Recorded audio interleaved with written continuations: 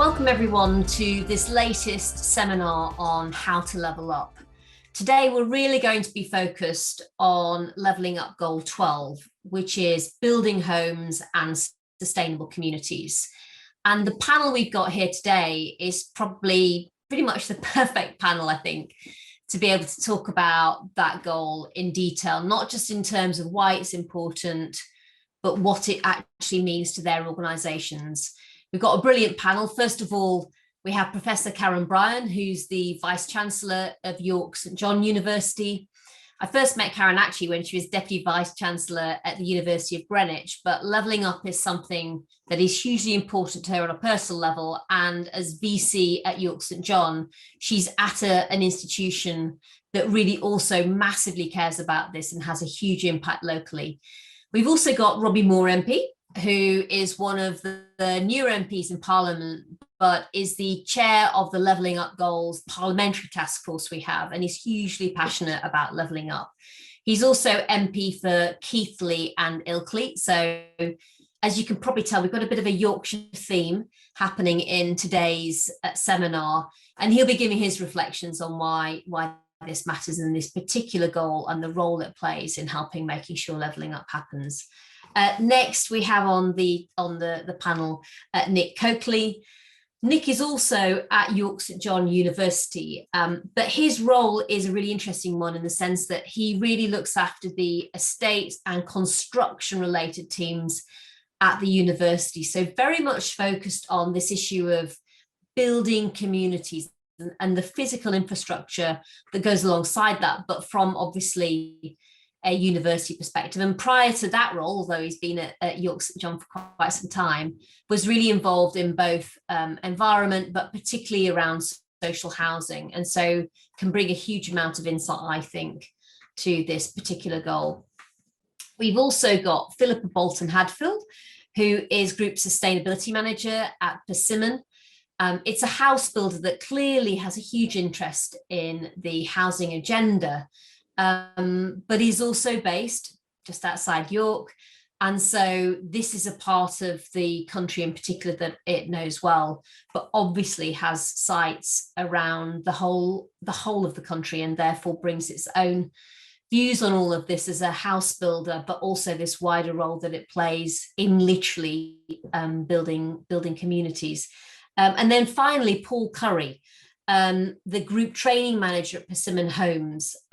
Obviously, construction as a sector is a really wide open sector for really a very diverse talent base that this country has. And it's Paul's role to really make sure that that talent coming into Persimmon gets developed. And so we'll hear from him as well about the role that this means for Persimmon. And perhaps if I can then introduce this goal a little bit more in terms of, what it means for me. I think when we were developing the levelling up goals with companies like Persimmon and universities like York St John, you'll notice that there are 14 of them, and they focus around education, they focus around access to opportunity, they focus around things that can help people get on or stop them getting on, like the digital divide, like health and well-being. But actually, this is the goal 12 around homes and sustainable communities, that reflects the fact that social mobility isn't just an individual thing. And actually, part of what makes or breaks it is a more collective issue. It's the communities that we're all part of, and they can either be part of how we find it easier to get on in lives, or sometimes they can be communities where actually it makes it not so easy. And by that, I mean place matters.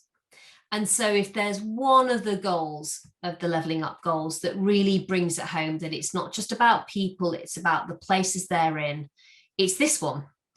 And so if you're growing up, as Robbie did, in rural Lincolnshire, then a rural community where maybe facilities aren't immediately on your doorstep, where actually it's a bit of a trek to get to the nearest library, those are things that actually do start to have an impact on how easy it is for you to access the things that you may well need to be able to get on in life. Of course, if you're where I'm sat here in London, you've got all sorts of facilities on your doorstep.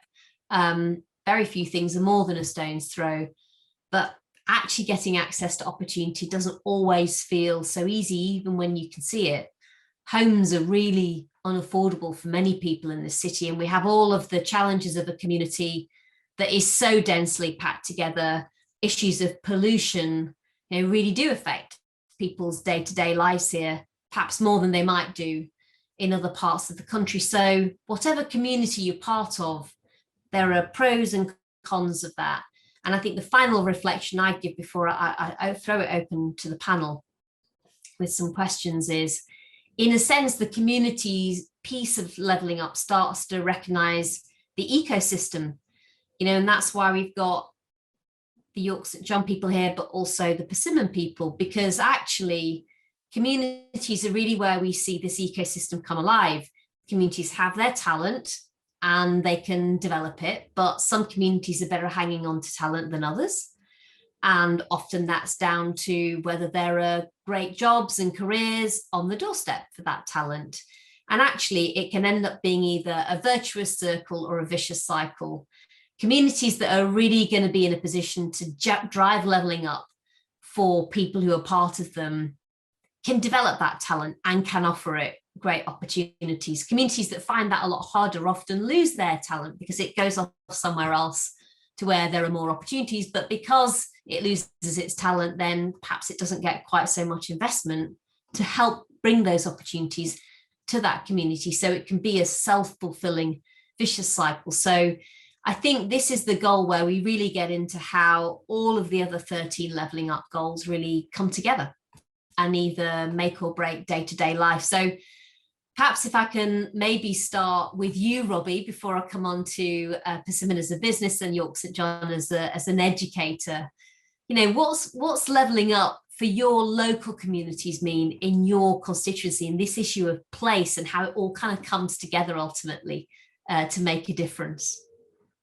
Yeah, well, thank you for the introduction, Justine. And levelling up to me is very much about looking at a community and saying, well, how can we have a sensible conversation about rebalancing the economy so that it works for, little Johnny that's growing up in the middle of Keighley or Gateshead or Manchester or even in a rural hamlet, that they feel a difference through the levelling up agenda.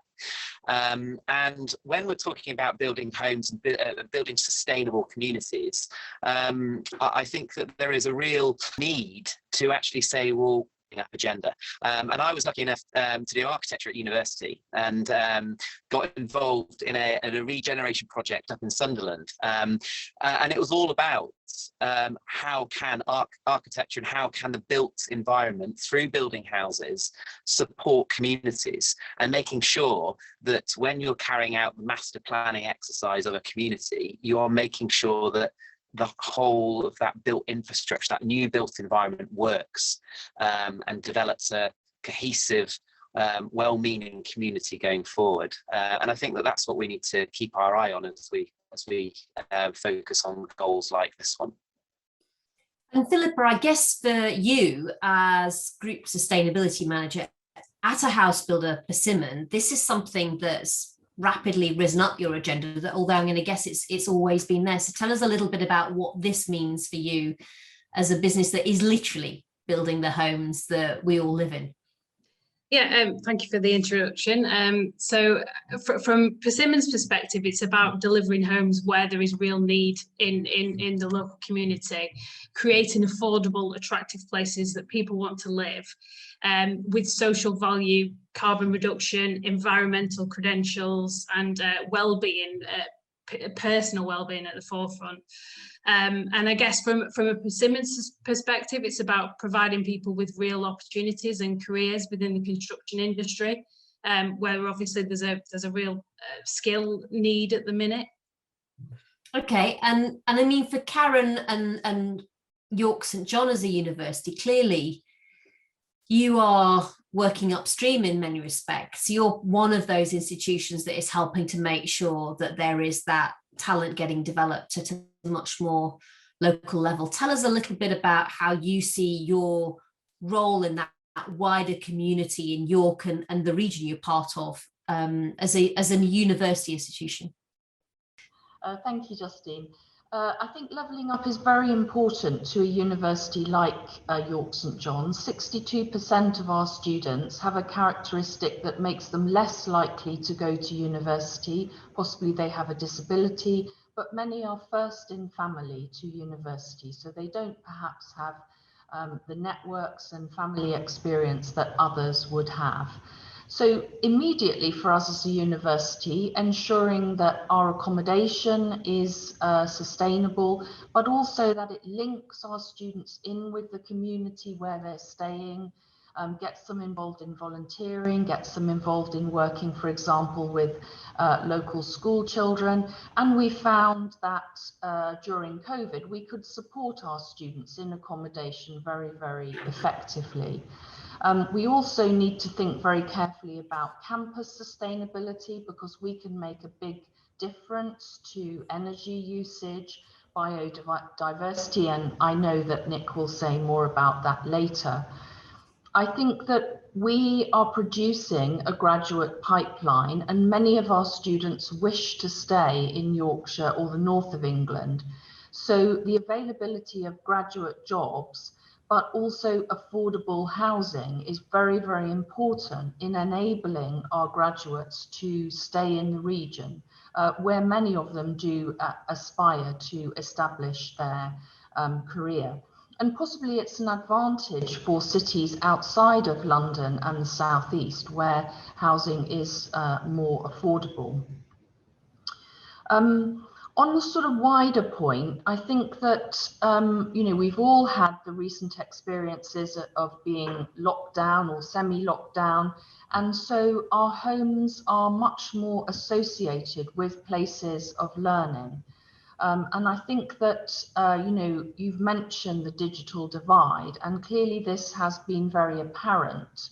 So online learning has raised issues about people's availability of space to learn, but in particular digital access, and maybe digital access within a family where parents are working at home, children are studying, older children are studying at university.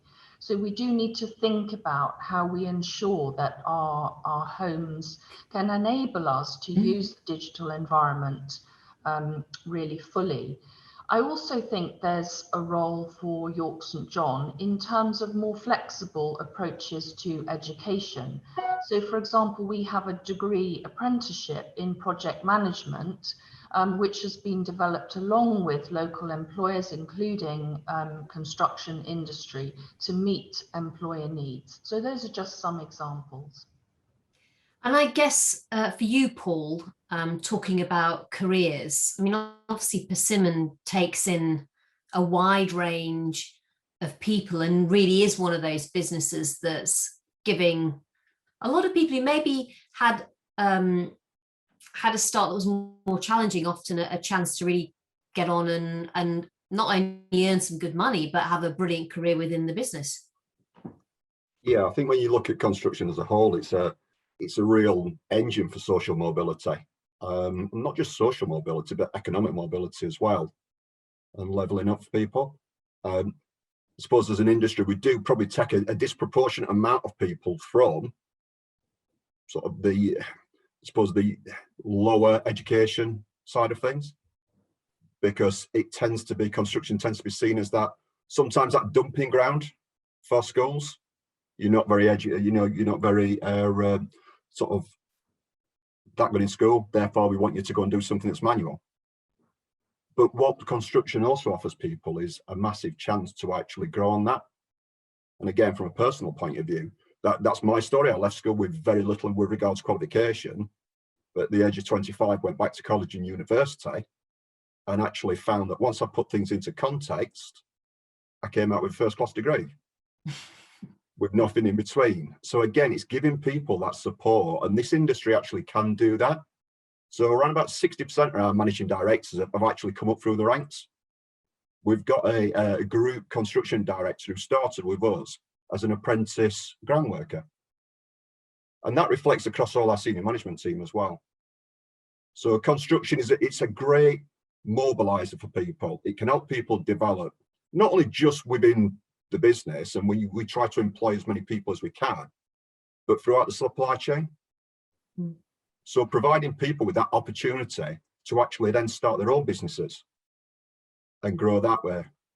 And again, I think sometimes I tended to look at social mobility at the start as being, I want to aspire to be higher up in the social ranking.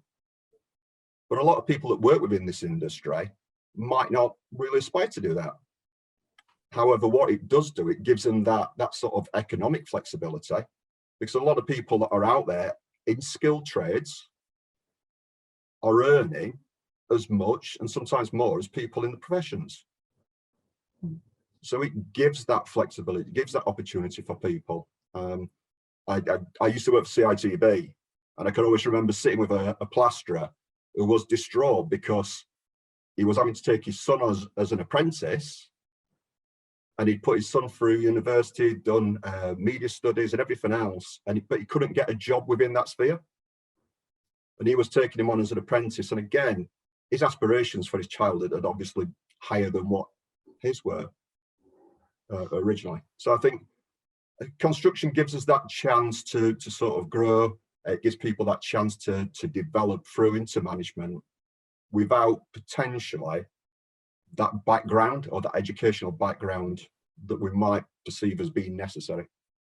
And I suppose there are so many role models for people to look at, as you say. I mean, one of the things that really struck me when we were working with Persimmon, but also, you know, looking across the industry, was just how many of the people at the top of it, you know, started off on a building site and they really kind of carved out a trade before then progressing in management. And I mean, it's not unusual in the sense that there's lots of industries in a sense where, you know, people start on the shop floor or whatever and can progress through, but it is really disproportionately noticeable, I think, in construction. And in my mind, there's no doubt that it is a place where people can really turbocharge a career, whatever start they've had, frankly. But I guess one of the questions I was going to have, Philippa, and then I want to come to you, Nick, is, I mean, as Karen has said, COVID really challenges our thinking on spaces and our use of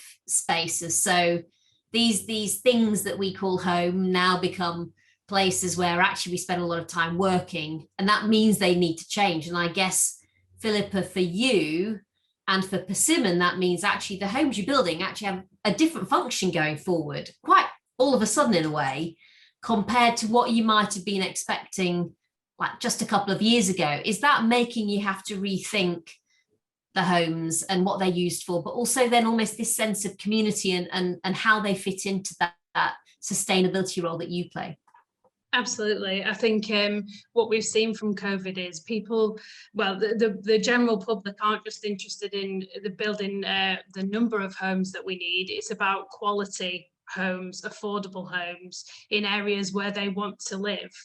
And they have everyone has a more of a connection to community now.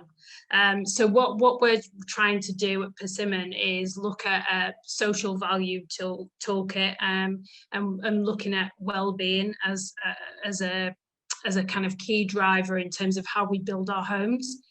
We're also looking at it from an environmental perspective in terms of carbon reduction and how do we build net zero carbon homes in use, just build attractive communities where people want to live, open green spaces, access to schools, local amenities, local transport links. This is something that we are building on as a business and hoping to develop our strategy as we move forward. I think it's really interesting. And I guess, Nick, similarly for the university and the estates that you look after, there's much more of an estate probably than people have ever realised for a university like York St John. But I guess for you, the change is not just that people are using it maybe differently perhaps now, but also that you've got this wider sustainability challenge of how you take maybe some legacy buildings and, as Karen says, really make them contribute to that wider net zero agenda that we've got as a country. Absolutely. It's an incredibly demanding challenge with new buildings as well as old buildings, but it spans the noticeable elements of university estate, or the kind of visible elements of any big organization's estate, which is generally the headquarters and the public facing element. But in respect of the levelling up goals, I think home rather than house is the right term, because that's the integral part of a sustainable community. And we also deal with that side of things, of course, as well, because for most of our students, certainly when they come to university at first, they're staying in university accommodation. And whereas right up to a couple of decades ago, a lot of student accommodation across the country was more dormitory style, we are having quite rightly to put a lot more thought and effort into creating what is essentially a home, and trying to incorporate a lot more thought into what is a nice home environment, social space, all the kind of things that Philippa just mentioned as well. And then alongside that, obviously we're a really important part of the local and regional economy, from a spending and our construction point of view, yes, but also in a less traditional way, in our role facilitating knowledge exchange and knowledge transfer, and having those exemplar projects of the kind that we're working on at the moment to showcase the net zero, the really high energy efficiency standards, and then the research that goes alongside that to show how that really facilitates the multiplier effects within a local economy to really boost localized spending and try and keep some of that spending recirculating in the local economy. And give us a sense of a couple of, you talked about some of the projects that you've been doing. What sort of things are they? Well, we have some incredibly demanding standards for all of our refurbishment projects in accommodation, and we've faced a lot of the challenges of the last 18 months sort of head on. We have our own internal construction team that we utilize for a lot of small and medium projects, and we started our own apprenticeship scheme to facilitate that. But we do a lot of sort of high quality sustainable refurbishment work in-house, and we've also had a really strong year looking at quite specialist projects like large scale solar PV, heat pumps, adaptation and decarbonisation of some of our existing buildings.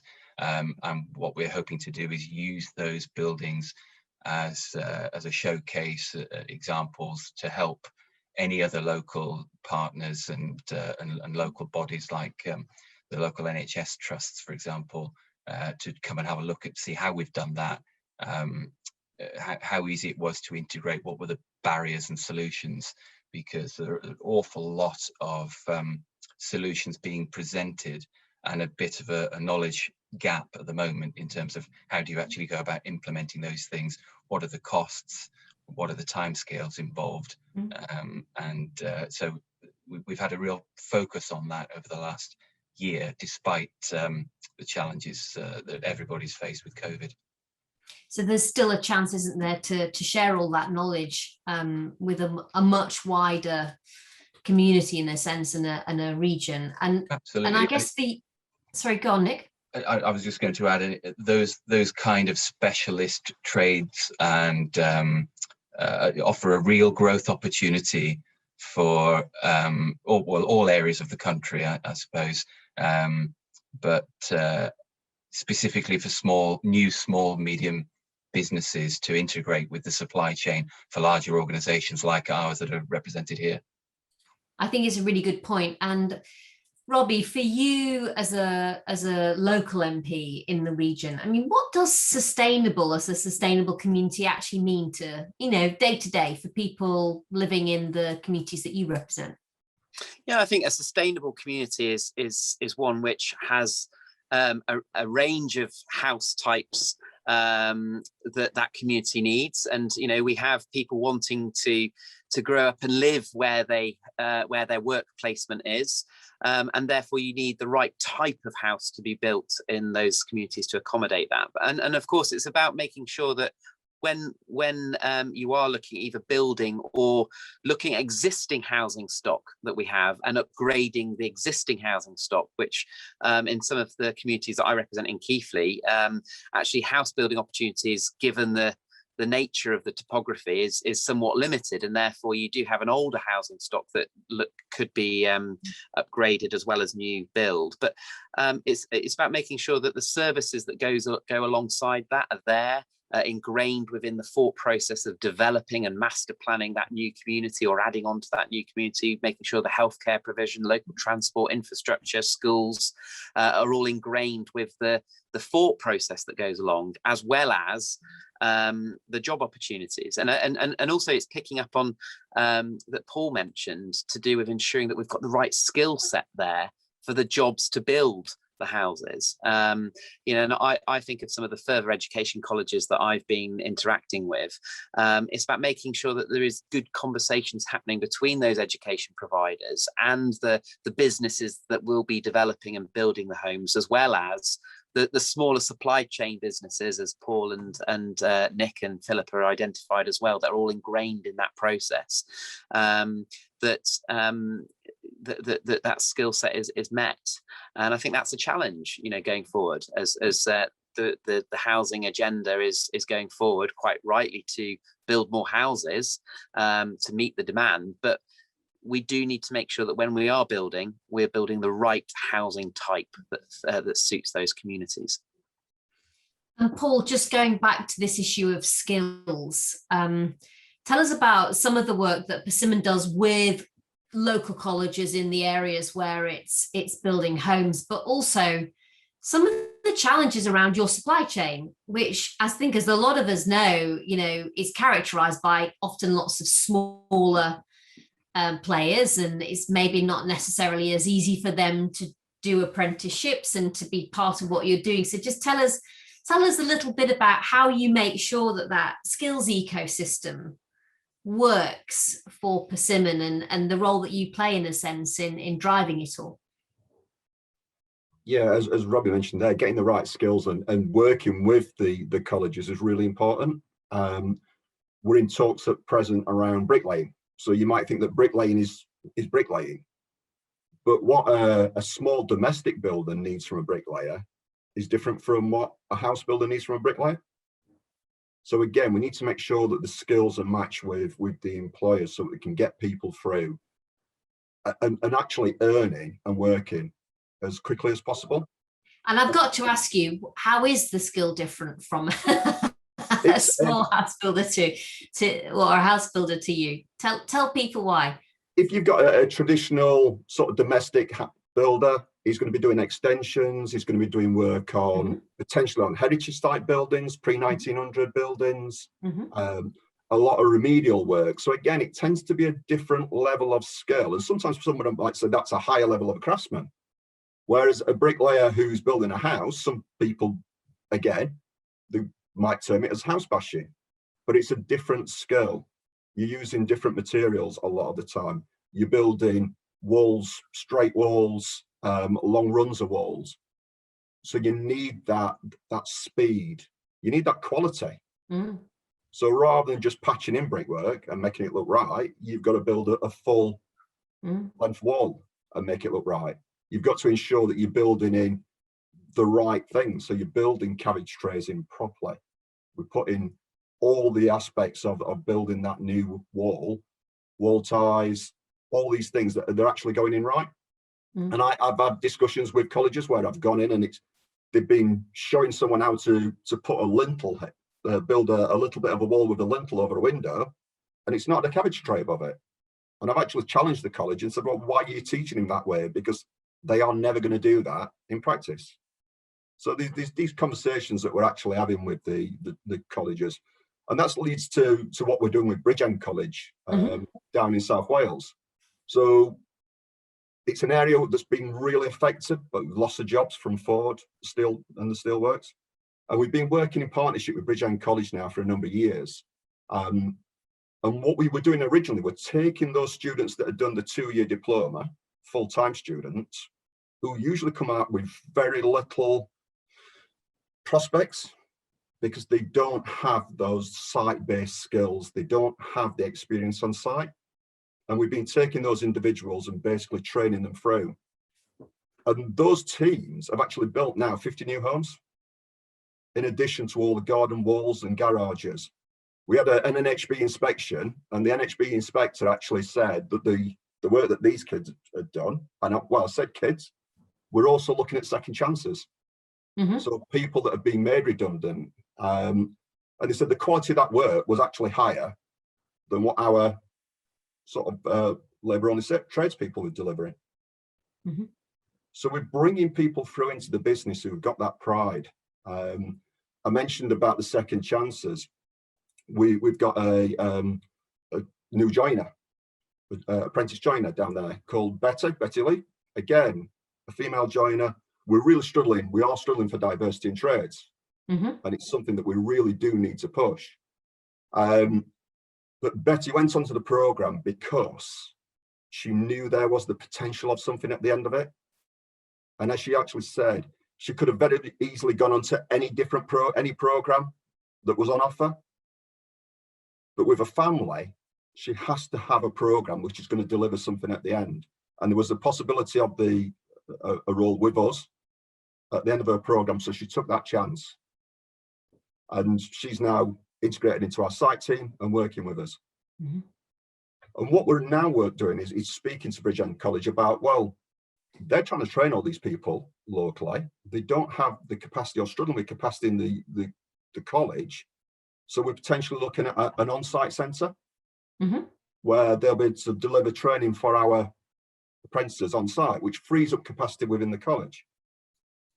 On top of that, it means that our trainers, our internal trainers, can actually work with those kids and those adults to actually teach them, this is how it's done in house building, which means that they are then potentially going to progress through quicker.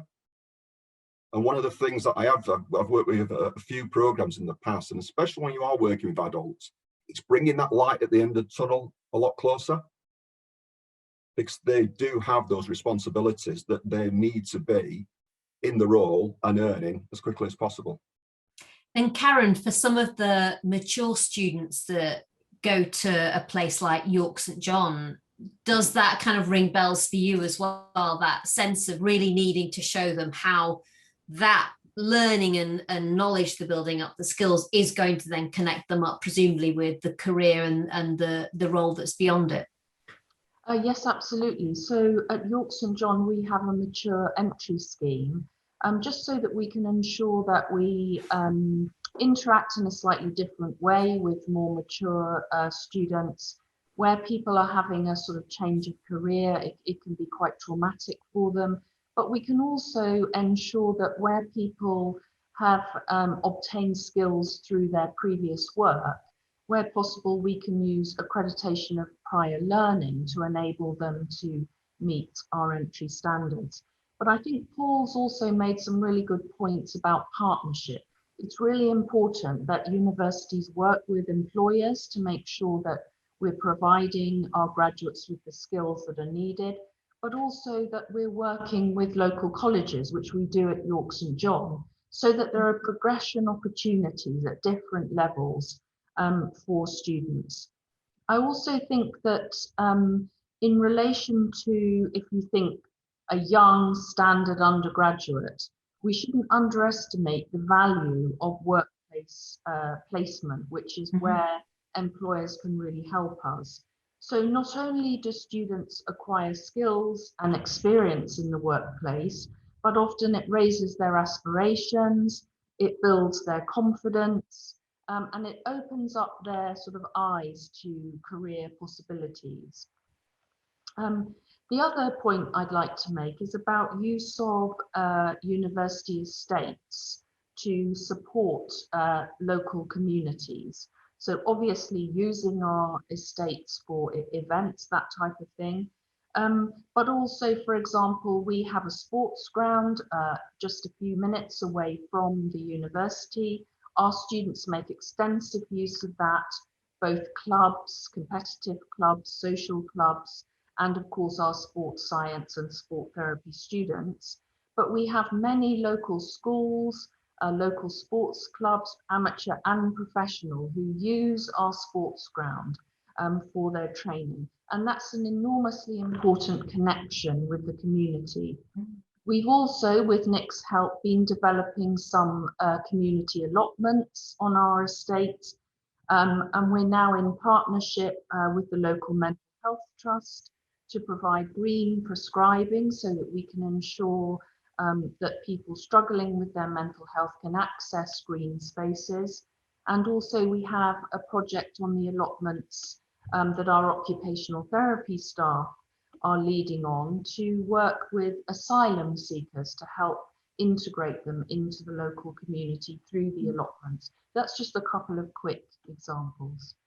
And I mean, it's fantastic as well. And I guess it just gives a sense of a much wider viewpoint from the university in terms of the role that it actually can play outside of its walls, but also then breaking down those barriers. I think for many people, they'd never think about going onto a university campus unless they were students. Some people would even think they weren't allowed. And yet the reality is, I think if you create those routes to make it easy for people, then they just realize that, you know, it's not a scary environment. And, you know, maybe that's something when their child mentions that they're interested in potentially going to university, actually it's much more a known quantity, isn't it, than it would be. I think when my mum and dad took me to see a university, none of us had ever set foot in a university. We had no idea what it would look like, let alone, you know, what would happen there. But perhaps if I can come back to Philippa, you know, from your perspective, I think the attitudes and expectations of communities are also changing, aren't they? So we've almost talked about, you know, what you as organisations are doing in relation to upping your game and engagement. But is it fair to say that over time, particularly for younger people, their expectations are now in a different place about what they think the role, for example, at university or a business like Persimmon should be playing? Absolutely. I think the younger generation are very much switched on to green issues and social issues, and they want to see well-established businesses like Persimmon doing their bit to create change and create meaningful change. So that's why we are doing things like our zero carbon home, which is in Germany Beck in York, looking at how can we actually effectively build a zero carbon home at scale, cost effectively, with the right innovation and technologies within that. And I have to jump in there and say I've been on that building site, and I discovered, as Paul says, that laying bricks is a skill. It's a skill that I hadn't developed. And I was kept well away from that amazing building that was, was being constructed in a different part of the site. But, you know, it is literally the shape of the future, isn't it, in terms of what you're learning from, you know, that home and how it will work. Absolutely, yeah, and looking at it from not just from an environmental perspective, but a customer livability perspective and affordability. How affordable is it to live in a zero carbon home? So we're working with the University of Salford to understand that and drill into it, and that's a 2-year project that will hopefully help to inform our strategy and how we deliver on zero carbon homes and by 2030. And the wider stuff that you're doing, for example, you know, in Wales, as Paul talked about, what's the response to that? Did people find it unusual that a company wants to get more involved, or actually do they really embrace it you know, when they actually see that outreach happening? I think from my perspective, the feedback that we've had is really positive. I think they see that Persimmon is a business that is taking this seriously and are looking to change as we develop our sustainability strategy. I don't know, Paul, if you've got any specific thoughts around that. Yeah, I mean, our new chief executive, Dean Finch, has come up with his 5 priorities, and having sustainable communities and us playing a full and active part in that is one of those. So again, it could be things like the charitable donations that we do with local charities, working with local schools, colleges, our ambassadors program, developing local infrastructure, engaging with local suppliers and tradespeople. So we've got 31 different businesses within all those communities, and those businesses know what they need in those communities, and they're forever, you know, having that dialogue with those communities. So it's not York dictating this is what you must do throughout. It's local businesses working with local communities. And I know that for you, Nick, and York St John, obviously this issue of sustainability goes wider than even the projects that you've just talked about, and extends to things like biodiversity. Tell us a little bit about, you know, what you're doing in that area as well. Well, I think a couple of people have touched on the importance of that. Karen mentioned the work that we're doing with green prescribing, which in an urban environment is even more important. We've got quite a quite an amount of space in and around the city and around the city centre. Our campus, although it's a city centre campus, is a little green oasis, and what people tell us is that that's incredibly important, not just when they come to the campus, but a motivating factor in inspiring them to apply in the first place. So what we're trying to do is build on that and replicate it, build it into some of our student communities and student residential sites, to enable people to make better use of those green spaces. So they're not just a backdrop, they're actually part of that community. It really is a fundamental part of what a sustainable community is. We're also working with the York Climate Commission, and I was with a bunch of people who are represented on that commission the other day, talking about the importance of what some people might think of as fairly abstract concepts, but have been really important nationally, where people have really strongly objected to the local tree cover diminishing and trees being cut down. So in York, there's a goal to increase the percentage of tree cover over the next 10 years. It's really quite fascinating when you look at relatively small increases in tree cover and how many tens of thousands of trees that actually represents. It's a big piece of work in its own right. So we're trying to play our part in that on all of the sites that we own. We're doing a lot of work creating wildflower meadows, specific species habitats, and we're doing a lot of work to publicise that as well, through different forms of social media, trying to get local residents in volunteering efforts on some of those plans that we're having. And we had a really nice program of work just last week with some local residents who were planting tansy plants to encourage one of York's native beetles onto our sports campus. So that went down really, really well with local residents and gives them a chance to get to know each other in a way that they didn't really have before that. It's really brilliant stuff, and certainly is a crucial way to bring people together. And maybe if I can just quickly bring back Robbie in as well, just for some, perhaps final thoughts from you, Robbie, on the homes and sustainable communities, how it relates to levelling up for you, and almost where do you see the solutions on this? We've heard some really great work that's going on today. Perhaps for you, how do you sum up, what good looks like? I think good looks to me like joined up thinking when it comes to delivering new communities is really what we're talking about. When we're adding on to existing communities through the built environment or developing new larger schemes, it's a joined up thinking right the way through through making sure we've got the skills, working with local education providers, further education colleges, universities, to make sure that we've got that skill set that is needed through the construction. And it's also about making sure that when we are developing these new built homes and built communities, that we have got a real eye on the ground to making sure that we are conscious of the environmental impact, and making sure that the design works to address that, how we mitigate those measures so it doesn't have too much of an impact on the local community, but also then making sure that we ingrain that thinking to master plan a new community or an added community that works with the level of services on the ground, and also the plus side of all of this is creating jobs in the process of that.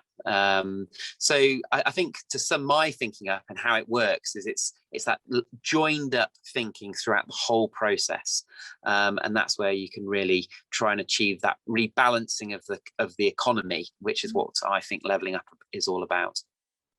And I think really using the opportunity of building those homes that we need to not only create sustainable communities, but in doing so, almost future fit those jobs and opportunities where they're needed as well. Perhaps if I can come back to you, Karen, actually, for a few final thoughts from your perspective on, obviously York St John has really innovated in this whole area on, as we've heard, loads of very different bases.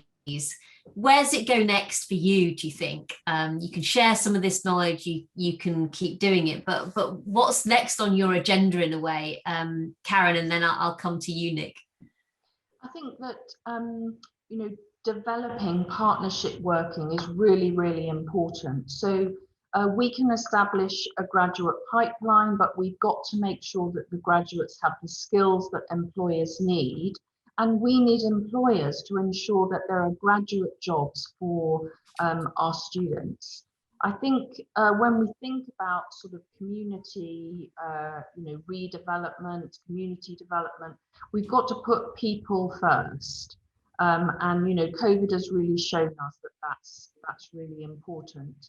I also think that we've got to think more in partnership about creating opportunities for local children and young people, but also creating more flexible opportunities for later career development or career change. So some quite chunky agendas still to work on. Brilliant. And Nick, from your perspective, obviously, you've really brought alive, in a sense, how your bit, as it were, of the built environment and if you like, everything else that York St John encompasses, how you can bring that to bear for this. Where do you go next with all the work that you've been doing? Well, I think I agree with Karen. Knowledge transfer is a really important part of this, but also the level of expectation, raising ambition is critical here, because for a lot of the things that we're talking about, in relation to what people mean when they talk about the word sustainable and sustainability, let's face it, time is running out for some of this stuff. And for a long time, when people have showcased what they are presenting as sustainable projects, what they really are is less unsustainable. And now we're finally at the point where, with some of the projects like zero carbon homes and really, really high expectations, much higher standards of constructions and level of minimum expectations when you're talking about what makes a community, we're finally at the point now where we can start to say what we're achieving is actually sustainable. But there's an awful lot of work still to be done to quantify and define what that actually means in order to set those minimum standards up in a way that they can be replicated and adhered to. And I guess to be able to measure progress in the end as well, which is ultimately, what we all want to do. I'll come to Paul and then perhaps Philippa. Paul, from a Persimmon perspective, obviously this is a country that needs lots of homes and will be, building lots of new communities, and skills are going to be really at the heart of how a company like Persimmon can make that happen. presumably for you, that means a busy time ahead, but also the chance to really genuinely extend opportunities to lots of new people, if you like, if you're able to direct them in the right places, as you've been talking about. Yeah, I think we're looking at, we are staring down the barrel of a skills shortage. I'd say to want to deliver 300,000 new homes a year. And we're struggling to do that with the capacity that we got at present. We've got an aging workforce, and it's about bringing new people in and diverse people as well. So again, it's things like working in partnership with Women into Construction, working with schools, our ambassadors getting out there to push this industry, because there's a lot of industries that have gone by the wayside where those skilled people have disappeared. But construction is it's an industry that's there, that's relevant and requires highly skilled people, and the actual rewards for those people are really high as well. So again, it's promoting that, and promoting then that opportunity for people. Yes, you might come in as a bricklayer, but within 3 or 4 years, we have our assistant site manager program. You could be an assistant site manager, and then you could be a director. And it's giving people more social mobility and leveling up through those routes. But I think it's mainly about getting the right people into the industry, making sure we've got the right training for those individuals, and that the training actually suits not only the businesses, but those people that are coming in as well. Really good points. And Philippa, for an outside community, Persimmon, a company that will be creating more of them, but needing to engage as well. Where does this agenda go next for you as you steadily develop it? I think there is a number of challenges and unknowns in terms of delivering on our sustainability targets. So it's coming back to the points that have been made earlier around partnership and collaboration, and how do we work with our local authorities, our schools and colleges, working with our supply chain to plug that green skills gap, and really work in a collaborative way in order to actually deliver on our targets and move forward. So I think it's been a brilliant discussion. I think it's actually extended far further perhaps than I'd expected when we began, but the conclusions in a sense that we reach are, as Robbie says, it is about a joined up approach, but then as Karen and the rest of you be saying, that means partnership. And actually it's easily said, but far harder done. And in many respects, I think this ability to work between businesses and educators, whether it's university, whether it's local colleges, how you then pull that together for local communities, doing that well, in a sense, makes or breaks whether we really manage to crack levelling up through the sort of work that you're all doing. But I think the other thing that really came over to me from what you're all saying is that, yes, it's about joining up. Yes, it's about working in partnership. But actually, if you do this the right way, you're actually bringing people together to fix the problems that we're talking about, whether it's net zero and sustainability challenges or whether it's levelling up. So all of this ultimately, if done well, genuinely ties together. And I think right at the beginning of this, Karen talked about the impact that COVID has had on all of our lives, but one of the points, I think maybe it was Nick mentioned, that we're all much more local now. And so I think there's this perhaps sense of community that's there now even more strongly than was there before. And so that gives us a fantastic base on which to build. And I think probably and hopefully a real sense of optimism, actually, that those links are there perhaps at a local level more strongly now than they've been for a very long time. So thank you to Karen Bryan, Vice Chancellor of St York St John, Paul Curry, Group Training Manager, and Philippa, Bolton Hadfield Group Sustainability Manager, both at Persimmon, and then of course Nick Coakley, who looks after that ginormous York St John estate. And also a big thank you to Robbie Moore MP for giving the perspective of someone who represents one of those communities that we've been talking about today. Thank you very much for being part of our panel on this seminar. I hope people watching it have enjoyed as much as I've enjoyed chairing it. Thank you.